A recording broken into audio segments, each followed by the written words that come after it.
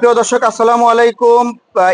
এনায়েতপুর পাক দরবার শরীফের 111তম পরম পবিত্র ওরস শরীফ উপলক্ষে যে সমস্ত কার্যকলাপ যে সমস্ত শুরু হয়েছে এবং ওরসের আগেই যেগুলো কার্যক্রম থাকে সেগুলো কিন্তু আরম্ভ হয়েছে।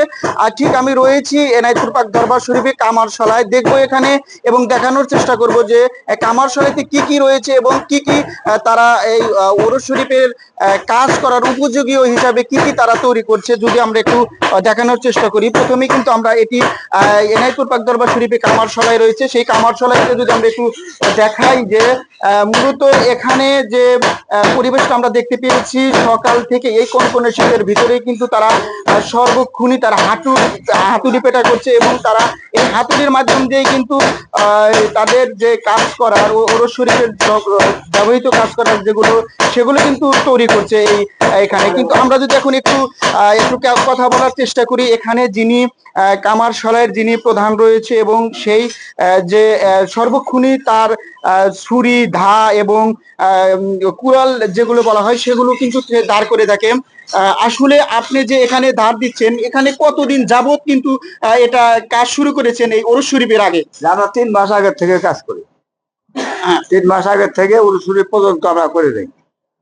আসলে এই যে কাজ করছেন, এটা ধার দিচ্ছেন, এই কত টাকা বেতনে আপনারা? আমরা কোনো বেতন নেই না, খেদমত হিসেবে আমরা খেদমত করে দিই। আমরা ওরস শরীফের 3 মাস আগে এসে আমরা 5-6 জন 8-10 জন মানুষ আসি, আমরা ওরস শরীফের শেষ পর্যন্ত আমরা কাজ করব। আগে 3 মাস থেকে আসলে এখানে কি কি ধার দিচ্ছেন আপনারা? কি বডি যা কুড়াল মানে যাবতীয় যা লাগে সমস্তই আমরা দাও যদি সবকিছু ঠিক করে দিই। দেখ দুঃখ যা আছে সমস্ত আমার ভালো করি। তামার দেখ শিশের দেখ না, তামার দেখ আমরা কালাই করে দেই, এগুলা সমস্ত যাবতীয় কিছু করি। আসলে আপনাদের বেতন কত? এটা আমাদের বেতন নেই। আমরা কিভাবে কাজ করেন? আমরা এটা আমরা উরুসের পরে আমার খেত বলছে খুশি করে যারা দেয় এটি আমরা তবারক বলে নিলে, আমরা টাকা পয়সা নিচ্ছি না। প্রিয় দর্শক, ওরস শরীফের কিন্তু 3 মাস আগে থেকেই এই যে দা বটি এবং কুড়াল রয়েছে সেগুলো কিন্তু নিয়মিত ধার দিয়ে যাচ্ছে তারা, কিন্তু এই কাজের বিনিময়ে কিন্তু তারা একটি পয়সাও কিন্তু নেন না। এটা কিন্তু তাদের খেদমত হিসেবে তারা গ্রহণ করেন এবং তাদের যে মহব্বত সেইটুকু দিয়ে কিন্তু তারা এই সর্বদা এই কাজ করে যাচ্ছেন। প্রিয় দর্শক, আরেকটু যদি আমরা একটু দেখানো, আমার পাশেই কিন্তু রয়েছে ড্যাগ, যেটা পুরাতন ড্যাগ গুলো যে নতুন রূপ দেওয়ার জন্য তারা কিন্তু একদালীয় সোডা বা গুঁড়ো দিয়ে কিন্তু তারা সর্বক্ষণই তারা আগুনের তা দিয়ে সুন্দরভাবেই তারা কিন্তু পুরাতন ড্যাগ যা কালি রয়েছে বা সারা বছর ব্যবহার করার ফলে কুচকুচে কালো হয়ে গিয়েছিল সেইগুলো কিন্তু তারা এই আগুন এবং এই সোডার মাধ্যমে দিয়ে কিন্তু তারা চকচকে একদম নতুন রূপে কিন্তু তারা সাজ্জিত করছে। আসলে ভাই, আপনি এখানে কতদিন যাবত এটা রং দিচ্ছেন বা নতুন রূপে সাজ দিচ্ছেন? এটা মূলত আমাদের মানে 4 পুরুষ এই কাজ করে আসছে, আমাদের মুরব্বীরা করে আসছে, এখন আমরা করতেছি এবং আমাদের নতুন প্রজন্ম যারা আছে আমরা আশা করি এই বাবার দরবারে খেদমত করেই যাব। আচ্ছা, এই যে আপনারা নতুন রূপে সাজ দিচ্ছেন, এইটার বিনিময়ে কি আপনারা কি কত টাকা বেতন পাচ্ছেন? এটা আমরা বেতন নেই না, এটা আমাদের পূর্বপুরুষ খেদমত করে গেছে, এই হিসেবে আমরা দরবার শরীফে আমরা খেদমত করে যাই। আমরা এটা কোনো হাতিয়া নিই না। আপনি কোথা থেকে এসেছেন এই কাজ করার জন্য?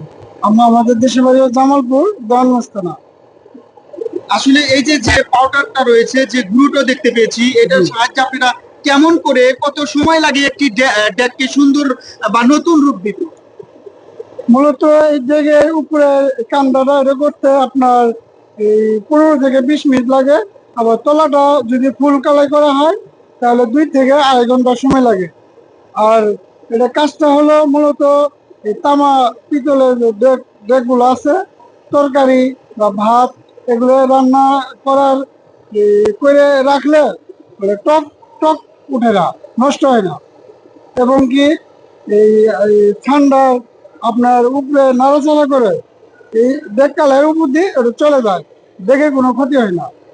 প্রিয় দর্শক, আসলে এই যে ড্যাগ গুলো দেখেন, আমরা যদি একটু আরো দেখানোর চেষ্টা করি যে নিচ দিয়ে কিন্তু আগুনের তা দিচ্ছে, উপর অংশে কিছু পাউডারের মতো, সেটি দিয়ে কিন্তু তারা একটু নাড়া দিলেই কিন্তু ও একদম চকচকে নতুন রূপ নিচ্ছে কিন্তু এই পিতলের ড্যাগ গুলো। আর মূলত এই পিতলের ড্যাগ গুলো যদি এরকম ভাবে স্বাচ্ছন্দ্য সুন্দর রূপ দেয়, এখানে কিন্তু 24 ঘন্টায় কিন্তু ভাত হোক এবং তরকারি হোক, এগুলো কিন্তু গন্ধযুক্ত কিছু উঠবে না, বা আয়না যেটা বলা হয় সেটা কিন্তু এখানে উঠবে না।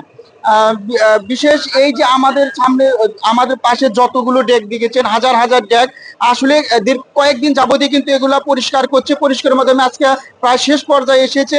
এগুলো একটি ডেক যে চকচকে নতুন রূপ সাজ দিতে কিন্তু 2 থেকে আড়াই ঘন্টাও লেগে যায় তাদের। এই যে একটা নতুন একটি আমরা যেগুলোকে দেখানোর চেষ্টা করেছি, সেটি নতুন রূপে সাজ দিতেই কিন্তু এই ড্যাগগুলা, প্রত্যেকটা ড্যাগে কিন্তু আসলে চকচকে করবে।